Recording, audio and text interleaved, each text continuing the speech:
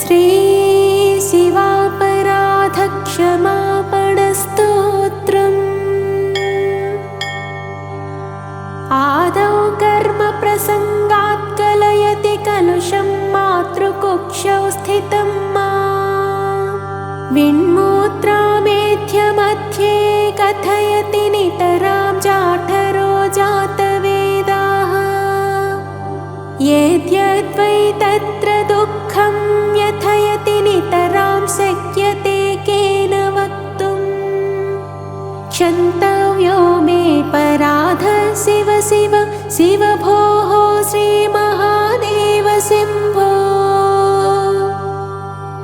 बाह्ये दुःखातिरेकान्मललुलितवपु स्तन्यपाने पिपासु नो शक्तश्चेन्द्रियेभ्यो भवमलजनिता जन्तवो मां तुदन्ते।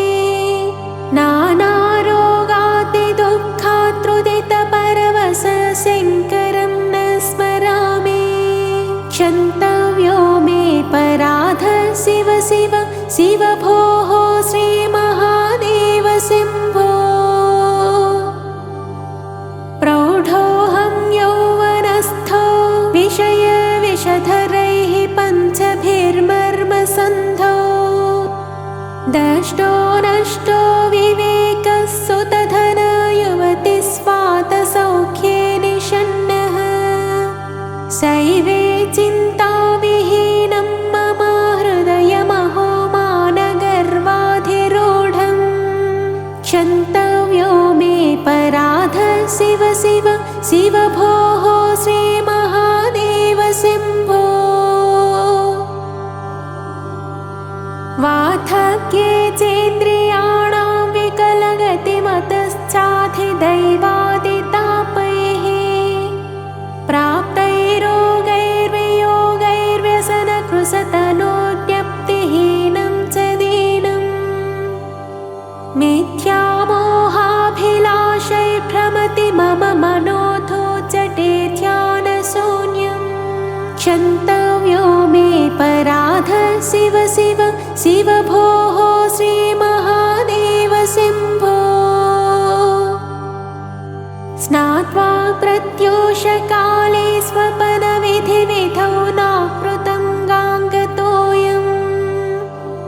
पूजार्थं वा कदाचित् बहुतरगहने खण्डबिल्वीदलं वा नानीता पद्ममाला सरसि विकसिता गन्धपुष्पैस्त्वदर्थम्।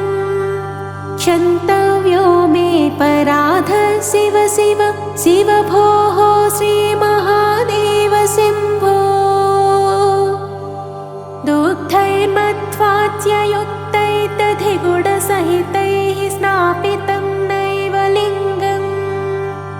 नोलिप्तं चन्दनाद्यैः कनकविरचितैः पूजितं न प्रसूनैः।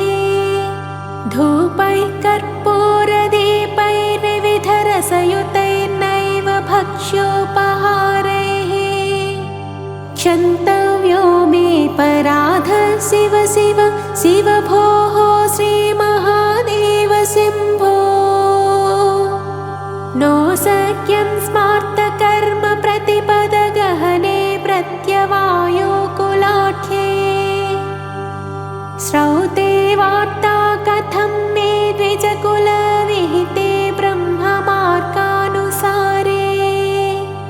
तत्त्वो ज्ञाते विचारे श्रवणमननयोग्यं निदिध्यासितव्यम्। क्षन्तव्यो मे पराध शिव शिव शिव भोः श्रीमहादेव शम्भो। ध्यात्वा चित्ते शिवाख्यं प्रचुरत रथनं नैव दत्तं द्विजेभ्यो। हव्यं ते लक्षसङ्ख्यैर्हुतवः वदनेनार्पितं बीजमन्त्रैः। नोतप्तं गाङ्गतीरे व्रतजपनियमैः रुद्रजाप्यं न जप्तम्। क्षन्तव्यो मे पराध शिव शिव शिव भोः श्रीमहादेव शम्भो नग्नो निस्सङ्गशुद्धस्त्रिगुणविरहितो ध्वस्तमोहान्धकारो नासाग्रण्यस्तदृष्टिर्विदितभवगुणो नैव दृष्ट कदाचित् उन्मन्यावस्थया त्वां विगतगतिमते शङ्करं न स्मरामि क्षन्तव्यो मे पराध शिव शिव शिव भोः श्रीमहादेव शम्भो स्थित्वा स्थाने सरोजे प्रणवमयमरुत्कुम्भिते सूक्ष्ममार्गे शान्ते स्वान्ते प्रलीने प्रकटित विभवे दिव्यरूपे शिवाख्ये लिङ्गाग्रे ब्रह्मवाक्ये सकलतनुगतं शङ्करं न स्मरामि क्षन्तव्यो मे पराध शिव शिव शिव भोः श्रीमहादेव शम्भो हृद्यं वेदान्तवेद्यं हृदयसरसिजे दीप्तमुद्यत्प्रकाशम् सत्यं शान्तस्वरूपं सकलमुनिमन पद्मषण्डैकवेद्यं जाग्रत्स्वप्ने सुषुप्तौ त्रिगुणविरहितं शङ्करं न स्मरामि क्षन्तव्यो मे पराध शिव शिव शिव भोः श्रीमहादेव शम्भो चन्द्रोद्भासितशेखरे स्मर हरे गङ्गाधरे शङ्करे सर्पैर्भूषितकण्ठकर्णविवरे नेत्रोत्थवैश्वानरे दन्ते त्वक्कृतसुन्दराम्बरधरे त्रैलोक्यसारे हरे मोक्षार्थं कुरु चित्तवृत्तिममलामन्यैस्तु किं कर्मभिः किं ज्ञानेन धनेन वाचिकरिभिः प्राप्तेन राज्येन किं वा पुत्रकलत्रमित्रपशुभिर्देहेन गेहेन किं ज्ञात्वैतत्क्षणभङ्गुरं सपदिरेत्याज्यं मनो दूरतः स्वात्मार्थं गुरुवाक्यतो भज भज श्रीपार्वतीवल्लभम् पौरोहित्यं व्रजनिचरितं ग्रामणीत्वं नियोगो माठापत्यं हृन्नृतवचनं साक्षिवातः परान्नम् ब्रह्मद्वेषखलजनरति प्राणिनां नित्ययत्वम् मा भूदेवं मम पशुपते जन्म जन्मान्तरेषु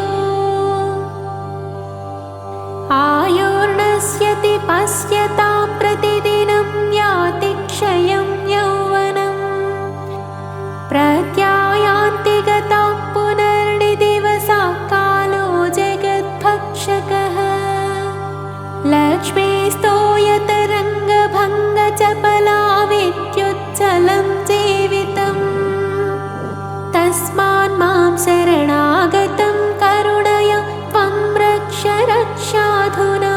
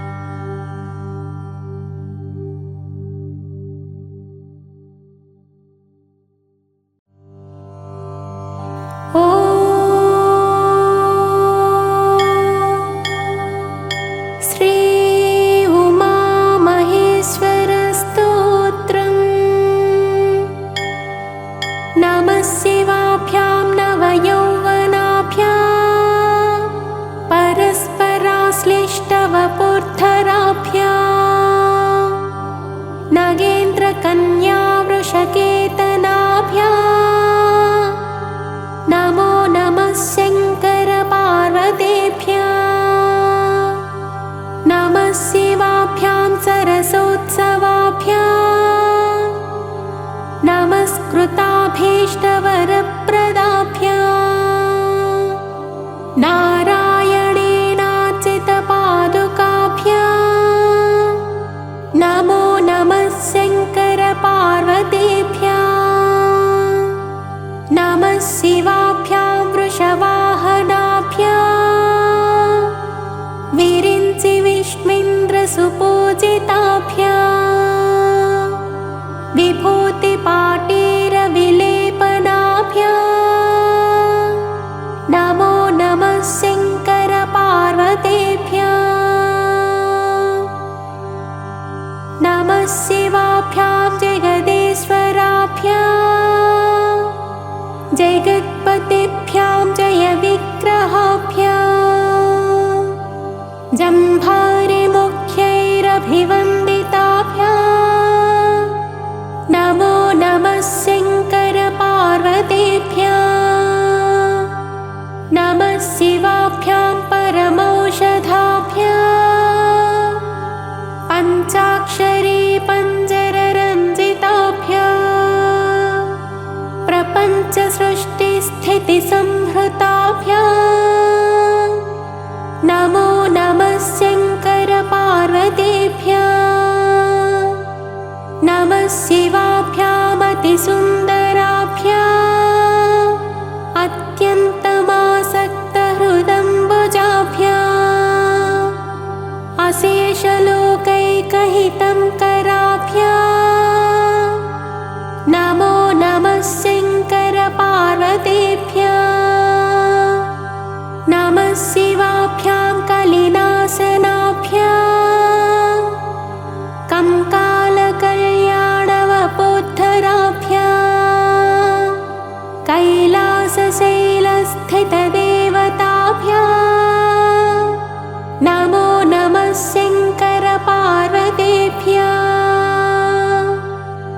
नमः शिवाभ्यामशुभापहाभ्याम् अशेषलोकैकविशेषिताभ्याम् अकुण्ठिताभ्यां स्मृतिसंहृताभ्यां नमो नमः शङ्करपार्वतीभ्यां नमः शिवाभ्यां रथवाहनाभ्यां रवीन्दुवैश्वानरलोचनाभ्यां राकाशशाङ्काभमुखाम्बुजाभ्यां नमो नमः शङ्करपार्वतीभ्यां नमः शिवाभ्यां जटिलन्धराभ्यां जरावृत्तिभ्यां च विवर्जिताभ्यां जनार्दनाब्जोद्भवपूजिताभ्यां नमो नमः शङ्करपार्वतीभ्यां नमः शिवाभ्यां विषमेक्षणाभ्यां बिल्वच्छदामल्लिकदामभृद्भ्यां शोभावती शान्तवतीश्वराभ्यां नमो नमः शङ्करपार्वतीभ्यां नमः शिवाभ्यां पशुपालकाभ्यां जगत्त्रयीरक्षणबद्धहृद्भ्यां समस्तदेवासुरपूजिताभ्यां नमो नमः शङ्करपार्वतीभ्यां स्तोत्रं त्रिसन्ध्यं शिवपार्वतीभ्यां भक्त्या पठेद्वादशकं नरो यः स सर्वसौभाग्यफलानि भुङ्क्ते शतायुरां ते शिवलोकवेति इति श्रीमच्छङ्कराचार्यकृतं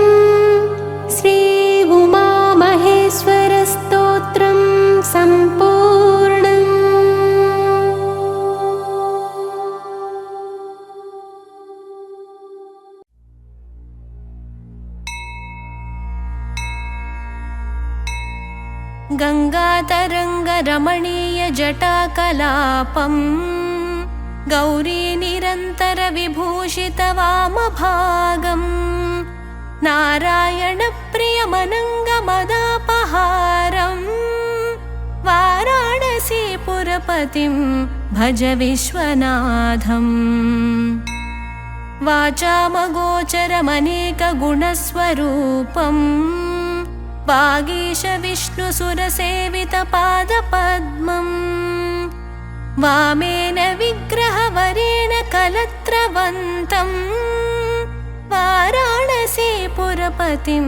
भज विश्वनाथम् भूताधिपं भुजगभूषणभूषिताङ्गम् व्याघ्राजिनाम्बरधरं जटिलं त्रिनेत्रम् पाशाङ्कुशाभयवरप्रदशूलपाणिं वाराणसीपुरपतिं भज विश्वनाथम् सीतांशुशोभितकिरीटविराजमानम् फालेक्षणानलविशोषितपञ्चबाणम् नागाधिपारचितभासुरकर्णपूरम् वाराणसीपुरपतिं भज विश्वनाथम् पञ्चाननं दुरितमत्तमतङ्गजानां नागान्तकं दनुजपुङ्गवपन्नगानां